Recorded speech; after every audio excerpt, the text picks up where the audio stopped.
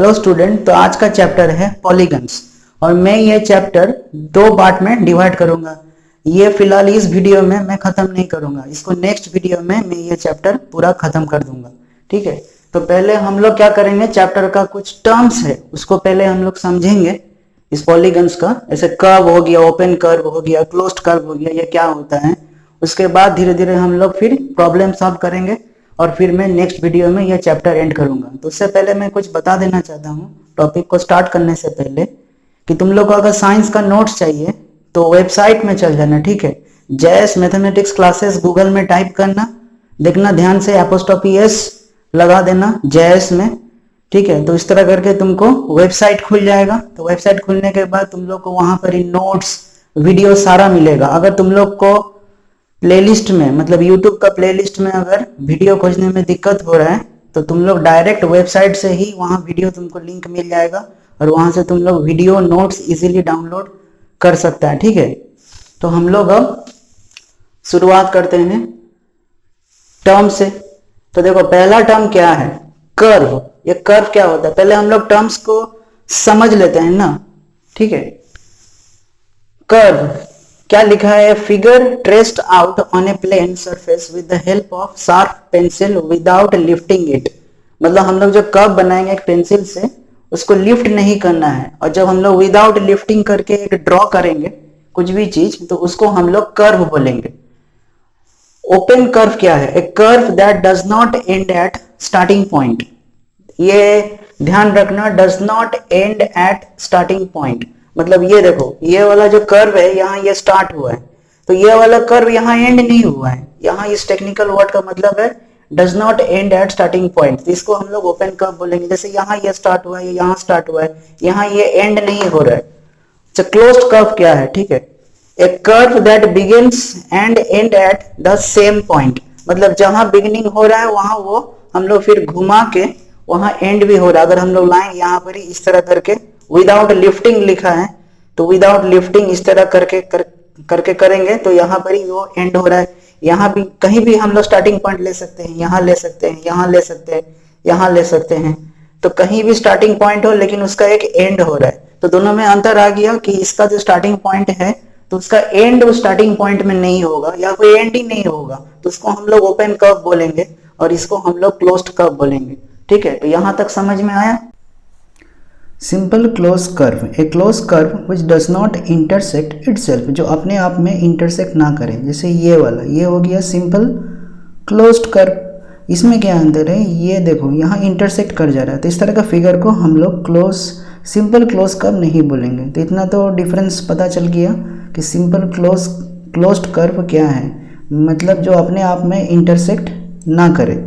अब polygons, simple closed curve made up of only line segment, जो सिर्फ line segment से बना हो। जैसे ये वाला फिगर, इसको देखो यहाँ सिर्फ लाइन सेगमेंट से ये बना है, ये नहीं बना है क्योंकि यहाँ ये कॉर्नर में देखो यहाँ ये लाइन सेगमेंट तो नहीं है।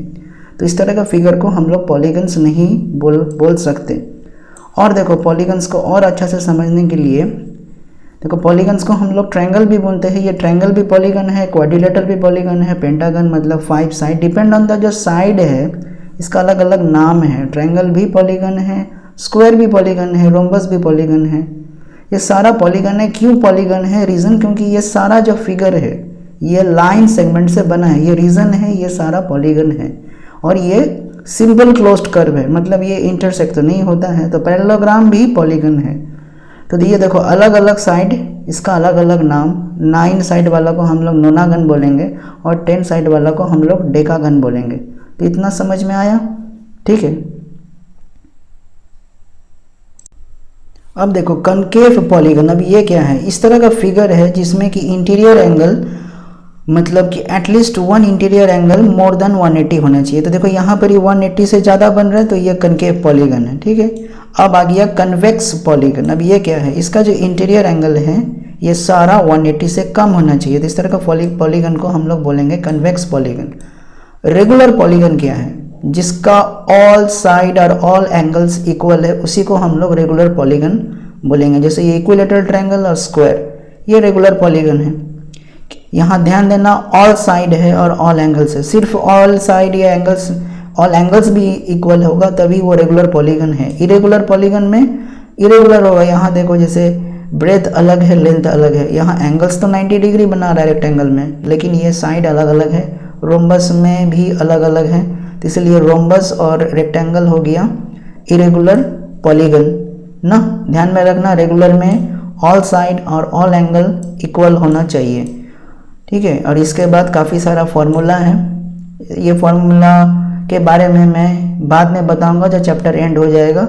अभी हम लोग इस फॉर्मूला को पहले प्रॉब्लम में यूज़ करते हैं और काफ़ी सारा प्रॉब्लम बनाते हैं ताकि ये चैप्टर का हम लोग समझ सके कि चैप्टर में प्रॉब्लम्स कैसा कैसा है। उसके बाद हम चैप्टर के एंड में मैं ये सारा कैसे आया, डिराइव कैसे हुआ, मैं बता दूंगा कि फॉर्मूला कैसे ये आ रहा है। जैसे ये वाला 2n-4 राइट एंगल्स, तो ये राइट एंगल मतलब 90 डिग्री, तो इसका फॉर्मूला है 2n-4 इंटू 90 डिग्री। यहाँ देख लो n, ये डायगोनल का फॉर्मूला है निकालने का, n(n-3/2), ठीक है, समझ में आ गया। और इसके बाद हम लोग प्रॉब्लम सॉल्व करते हैं। तो अब हम लोग प्रॉब्लम स्टार्ट करते हैं। पहला क्वेश्चन है, find the measure of each exterior angle of a regular polygon of 8 side का रेगुलर पॉलीगन है। ध्यान में रखना यहाँ रेगुलर पॉलीगन है और एक 9 साइड का है। तो फॉर्मूला हम लोग को पता है कि एक्सटीरियर एंगल जो ईच एक्सटीरियर एंगल का है वो क्या है, 360/n ना। तो अब हम लोग सॉल्व करते हैं। तो बहुत आसान है, साइड दे दिया है 8 और एक 9 साइड का। तो हम लोग सॉल्व कैसे करेंगे, 360 डिग्री बाई n। तो पहला वाला क्वेश्चन का है 360 डिग्री बाई 8, तो इक्वल टू ये हो जाएगा 45 डिग्री, ठीक है। पहला वाला का 45 डिग्री निकलेगा। और दूसरा वाला क्या है, वही फॉर्मूला देखो, 360 डिग्री बाई 9, तो ये निकलेगा 40 डिग्री। तो एक चीज़ ऑब्जर्व करो, जब n ज़्यादा होते रहेगा तो देखो ईच जो एक्सटीरियर एंगल है वो घटते रहेगा। देखो अच्छा से, यहाँ 8 था n मतलब नंबर ऑफ साइड, तो यहाँ 45 डिग्री निकला। और यहाँ n कितना है, n यहाँ 9 है, तो यहाँ 40 डिग्री निकला। तो ध्यान में रखना ये फॉर्मूला रेगुलर पॉलीगन का है, ठीक है, समझ में आ गया। Is it possible to have a regular polygon each of whose exterior angle is 25 degree? मतलब क्या ये रेगुलर पॉलीगन पॉसिबल है जिसका ईच एक्सटीरियर एंगल 25 डिग्री हो? तो इसको हम लोग कैसे सॉल्व करेंगे। हम लोग के पास एक फॉर्मूला है कि ईच एक्सटीरियर एंगल का, मैं पहले ही फॉर्मूला लिख चुका हूँ वीडियो में ना। Each exterior angle equal to कितना होगा, 360 डिग्री बाई n। और ईच एक्सटीरियर एंगल यहाँ दे दिया है, कितना गिवन है, 25 degree equal to 360 degree by n। तो n कितना होगा, ये डिवाइड हो जाएगा 25 डिग्री, तो n निकलेगा कितना, 14/5। अब देखो n निकला 14/5। n कभी भी मिक्स्ड फ्रैक्शन या फ्रैक्शन में आ नहीं सकता, क्योंकि ये तो पॉलीगन है, पॉलीगन का साइड कैसे फ्रैक्शन में आएगा ना, तो ये पॉसिबल नहीं है 25 डिग्री। समझ में आया। Find the measure of each interior angle of a regular hexagon, मतलब कि n यहाँ 6 है, तो इंटीरियर एंगल का फॉर्मूला है each interior angle is equal to 180 minus each exterior angle. तो हम लोग को सबसे पहले ईच एक्सटीरियर एंगल पहले निकालना पड़ेगा। तो n यहाँ गिवन है कितना, फॉर्मूला ऑलरेडी मैं लिख चुका हूँ वीडियो में, n यहाँ 6 है, तो उसका फॉर्मूला है ईच एक्सटीरियर एंगल का 360 डिग्री बाई n ना। तो 360 डिग्री बाई 6, तो ये कितना निकला, 60 डिग्री। और ईच जो इंटीरियर एंगल का फॉर्मूला है, ईच